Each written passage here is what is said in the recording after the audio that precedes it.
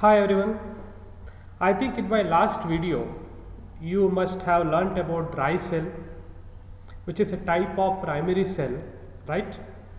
How it works and what are the components associated with that, what are electrode components like what are electrodes, anode, cathode, and what are the electrolytes used. So you know it's a type of primary cell. Once you use it for certain period, it cannot be recharged. So after certain time you have to throw it out, you have to dispose it, right? That's the main disadvantage of a dry cell, that it cannot be recharged. It's a primary cell. Now coming to the next session of BSc third semester general chemistry. So this kind of batteries, I think you are all familiar with these batteries. You must have seen this because these batteries you may have seen at some laboratories or in your college or in some industries, right? So it's used as a backup or at some homes like inverter batteries. They are all very popularly known for you. I think these batteries all of you must have seen. I mean, batteries are very common, even dry cell also you are well versed. They are not new. Both dry cell and these batteries you have seen. So one thing that the difference between these batteries and dry cell is dry cell cannot be recharged. It's a type of primary cell, primary battery type, but these batteries can be recharged. So this is, I should say, it's a secondary battery, a batteries which can be recharged. And these batteries you must also have seen at some automobiles. When you open the bonnet of your car, so you must have seen some battery at one side, right? And you are also familiar, I think some of you, not all of you, may be familiar with using distilled water after a certain period of time, like after every 6 months or 3 months. So you know where we have to fill the distilled water, how to open up and fill the distilled water and maintain the batteries, right? So what are these called? They are lead acid battery, very common, popularly known as lead acid battery, and it's also called lead storage battery, right? It's, I think, bit heavier. I think you must have experienced UPS while carrying, or in some institution or in some lab or at home when you are handling that, you must have experienced a bit heavier, because there are so many batteries connected in series to give better voltage performance, because you know each lead storage cell or each particular battery can give up to 2 volts. In dry cell can give up to 1.5 volt. There are different types again. Maximum, I think there may be some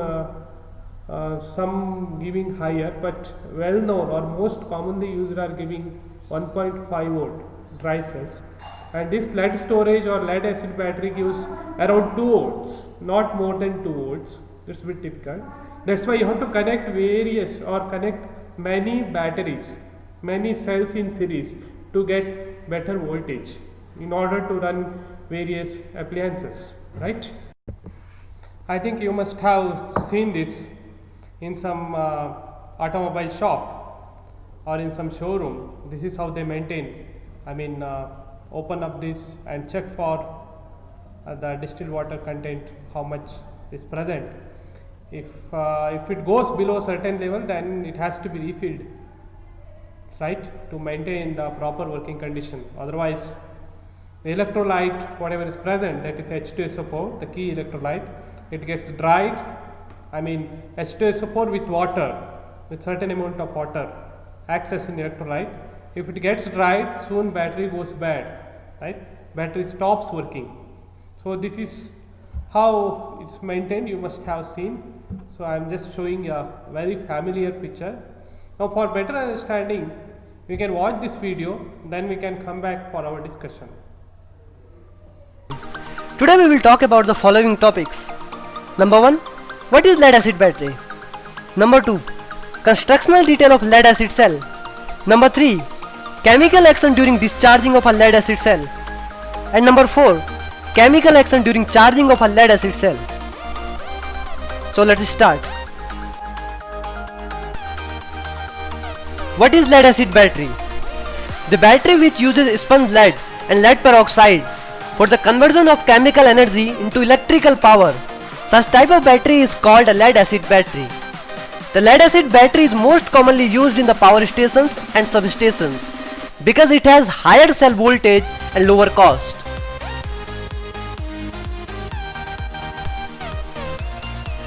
Constructional detail of lead acid cell. The most common parts of any type of batteries are: number 1, positive plate, number 2, negative plate, and number 3, electrolyte. Positive plate of a lead acid battery is made of a lead peroxide, PbO2, having chocolate brown color. Negative plate of a lead acid battery is made of a spongy lead, Pb, having dull grey color. The electrolyte used in the lead acid battery is a solution of sulfuric acid and distilled water in the ratio of 38% of sulfuric acid and 62% of distilled water by weight. Now let's move forward and talk about the working and the chemical reaction taking place in the lead acid cell.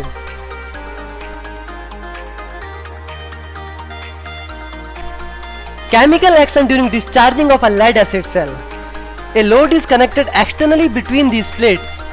In diluted sulfuric acid, the molecules of acid splits into positive hydrogen ion and negative sulfate ion.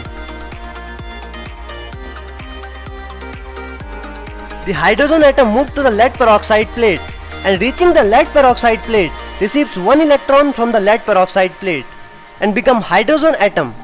The hydrogen atom comes in contact with the lead peroxide, so it again attacks lead peroxide and forms lead oxide and water. And then this lead oxide reacts with the sulfuric acid, which forms whitish lead sulfate and water. Each sulfate ion moves toward the lead plate and reaching there gives up 2 electrons and becomes radical sulfate. As the radical sulfate cannot exist alone, it attacks the metallic lead and forms lead sulfate, whitish in color. As positive hydrogen ion takes electron from lead peroxide plate and negative sulfate ion gives electron to lead plate, there would be an inequality of electron between these plates. Hence there would be a flow of current through the external load between these plates for balancing this inequality of electrons. Or we can say that the potential difference is created between these plates. Chemical action during charging of a lead acid cell. For charging, the anode and cathode are connected to the positive and the negative terminal of the DC supply. The molecules of the sulfuric acid breaks up into hydrogen and sulfate ion. The hydrogen ions being positively charged moves toward the electrode connected with the negative terminal of the DC supply, and each hydrogen ion receive electron from there and form a hydrogen atom. The hydrogen atom react with the lead sulfate of cathode, forming lead and sulfuric acid. Now, negative sulfate ion moves toward the electrode connected to the positive terminal of the DC supply, where they will give up their extra electrons and become radical sulfate. This radical sulfate reacts with the lead sulfate of anode and forms lead peroxide and sulfuric acid. After charging the lead acid battery, now it is ready for discharging.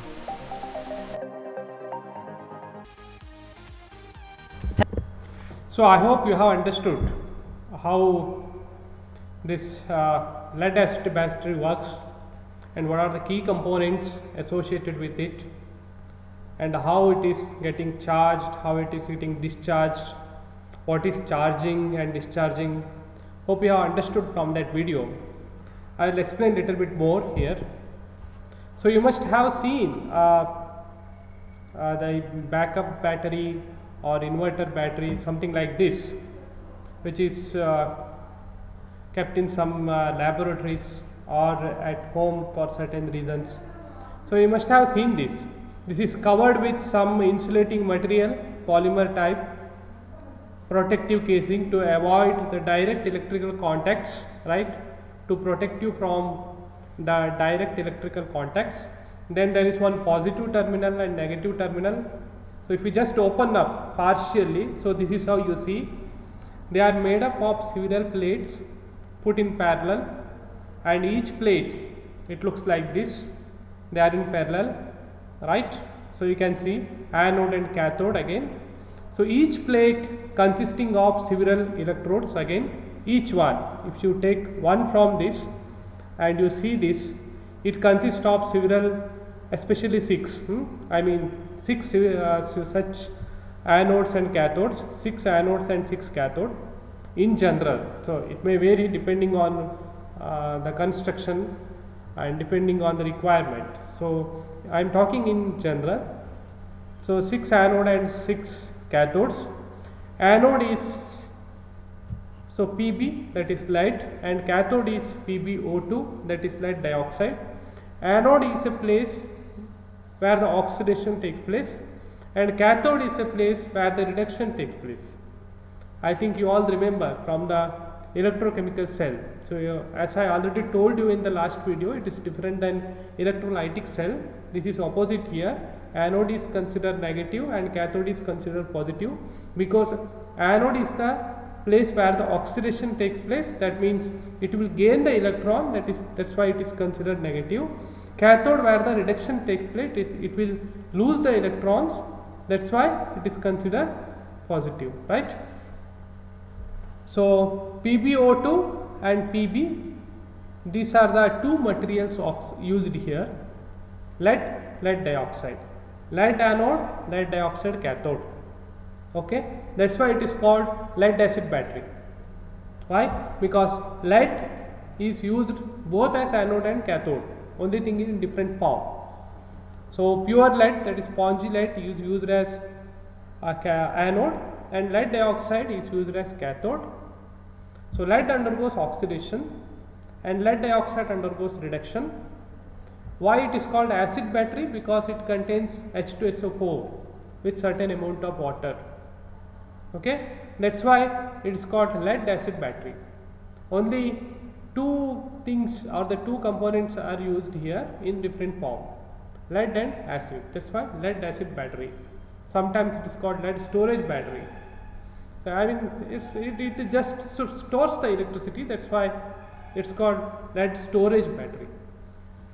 So this is lead acid battery. So if you open up partially and remove this plate, this is how it looks, and each one consists of anode and cathodes connected in parallel, and all these they are stacked with several cells, as I already told you, because each cell can produce at the most 2 volts.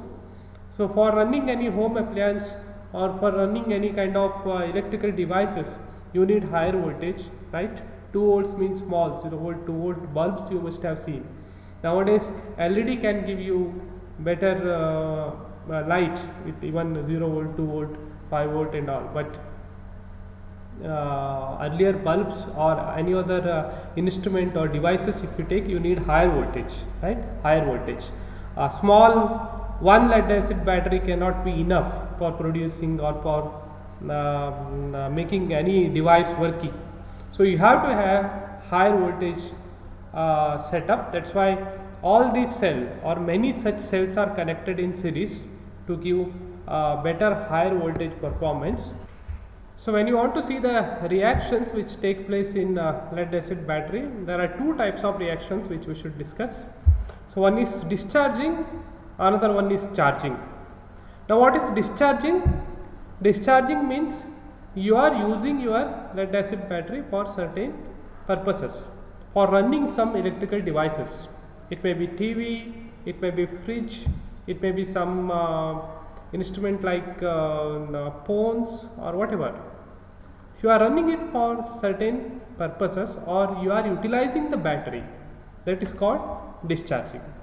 So what is charging? You are reversing. That means after certain amount of time or certain period of time, your battery gets over, you have to recharge. That is called charging. You have to charge it. So the reactions which take place, if you compare discharging and charging, it will be exactly opposite. The reactions which take place in the discharging will be opposite to that what takes place in charging. Let us look at carefully the reactions which take place during discharging and charging. Look at the battery during discharging, Pb anode where the oxidations takes place, and PbO2 cathode where the reduction takes place.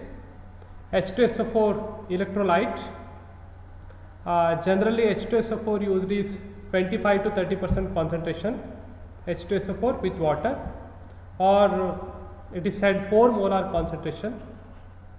So what happens during discharging? Pb or lead is oxidized to Pb2 plus, and PbO2 is reduced to Pb2 plus. Pb plus 4 is reduced to Pb2 plus. Here Pb0 is oxidized to Pb2 plus. Very simple reactions to understand. I explain in a simple way. So overall what happens? Pb is oxidized to Pb2 plus, Pb plus 4 is oxidized, reduced to Pb2 plus, and the end product is same. You can see lead sulphate. You know lead sulphate is solid. It is getting deposited on both the electrodes as a white mass. So you must have seen in some old batteries, if you remove those electrodes, lead acid battery, if you have at home, you please check it, that you can see some white mass deposited, powdery type material deposited over the electrodes. They are nothing but lead sulphate. Okay, you can see the end product. Lead sulphate is white solid compound. So overall reaction is consumption of lead and lead dioxide, that means consumption of both anode and cathode to give lead sulphate, which is getting deposited over the each electrode. So you can see here, if you want to see what exactly is happening here, H2SO4 is converted to sulphate and H plus. Sulphate will move toward this, attack the lead. You can say in both the way, lead is getting dissolved in sulfuric acid, converted to lead sulphate, or sulphate will attack lead spongy material, will convert that to lead sulphate, which is getting deposited. During the reaction what happens? Lead is converted to lead 2 plus, electrons whichever are evolved here, or electrons which are liberated, will travel through the external circuit and will reach this cathode, correct? So you can see, if you put a bulb or any resistance or any electronic device, it will start working. So this electron will start flowing through this, it will run this electrical appliance, correct, and it will reach this cathode part. What happens here? Whatever this hydrogen ions are available in the solution or in the electrolyte will attack lead dioxide, will reduce lead dioxide to lead monoxide, lead oxide. Lead oxide will further react with H2SO4, giving lead sulphate. So end product, if you see in both the cases, it is lead sulphate. Okay, lead sulphate will be deposited on each electrode. So why to charge it now? You may be wondering, how long this can continue? See, it has certain period of time. See, initially there will be accumulation of lead sulphate on each electrode. After certain period of time, as you go on using, more and more lead sulphate will be deposited over each electrode, and after certain stage it will come to a saturation level, so that lead sulphate will be fully accumulated over each electrode and it will stop working. It's like rusting of electrode in simple way, if I want to tell you. Okay, then it will stop working. At this stage you have to recharge it, or you have to charge that in order to make it working back. So do you understand? So once it stopped working, maybe when it comes below 2 volts, I mean entire setup, I am not talking about each cell, because this reaction takes place in each cell or each battery, and in general, it is connected with almost 6 cells each unit. and they are connected all in series then to give up more and more voltage. So reaction takes place at each cell. So to give lead sulphate, and it will be deposited on each electrode, then battery stops working or it functions go down, then you have to charge it. Now what are the reactions taking place during charging? Exactly opposite to this. So what happens here? See, lead sulphate is deposited on each electrode. Now we should convert lead sulphate back to lead and lead dioxide. So what happens? You are connecting. Charging means what? You have to connect to an external source of electricity. You are connecting it to a DC source. So electrons will flow towards electrodes now. Now what happens at the anode? See, it is connected with a negative terminal, it is connected with a positive terminal. That means electrons which will come here will reduce lead sulphate to lead. Okay, in simple term, this lead sulphate whatever is deposited here will be converted back to lead by consuming electrons from this external source. Okay, what happens at the anode? You have lead sulphate again. This will be converted to lead dioxide.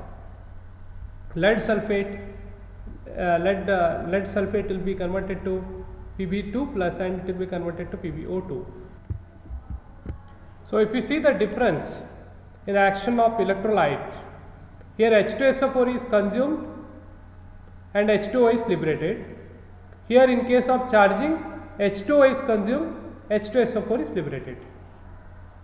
If you want me to elaborate what exactly happens here, see, lead sulphate whatever is deposited on this electrode is now taking water to produce lead dioxide and H plus and sulphate ions. So there are hydrogen and oxygen gases evolved in situ. So it's very important while charging you should keep the battery in the ventilated area. Otherwise it may so happen that hydrogen and oxygen whichever are evolved during the charging may accumulate and may cause explosion. So these incidents are also reported. Okay, please note that overall if you want to summarize this, in case of discharging, formation of lead sulphate over each electrode. In case of charging, that lead sulphate whichever is deposited will now be converted to lead and lead dioxide, correct, by the action of water to give H2SO4. This is the overall reaction. Hope you have understood. Now coming to the last part of lead acid battery, the applications, where all these lead acid batteries applied. So you must have realized by this time they are applied in various automobiles, electronic devices and emergency lights and backup. You have UPS, again inverter at home. So all these places you can apply these batteries, and there are more applications. You can read various books and online study materials. Please go through some of the interesting YouTube videos which are available online. You can gain more and more knowledge about this lead acid battery. If you have any doubt in this video, please comment below this YouTube video which you get, and in the comment box if you just write the question, I can understand your doubts and I can try to solve that. Thank you for watching.